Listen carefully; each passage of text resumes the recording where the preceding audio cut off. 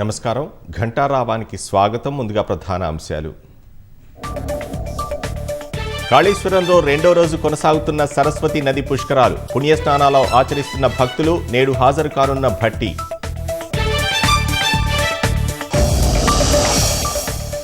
ఇందిరా సౌర గిరిజల పథకం ఉత్తర్వులు విడుదల చేసిన ప్రభుత్వం. ఆదివారం అమరాబాద్లో ప్రారంభించనున్న సీఎం. 3 కిలోమీటర్లు మినహా పూర్తయిన గ్రీన్ఫీల్డ్ ఎక్స్ప్రెస్ హైవే నిర్మాణం. అందుబాటులోకి వస్తే విశాఖ హైదరాబాద్ మధ్య తగ్గనున్న దూరం.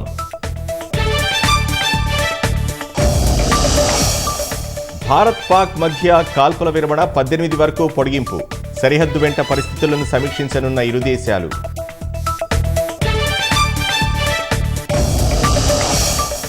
నేడు భుజ్ వైమానిక కేంద్రానికి రాజ్నాథ్ సింగ్. ఆపరేషన్ సింధూర్ తర్వాత తొలిసారి గుజరాత్కు.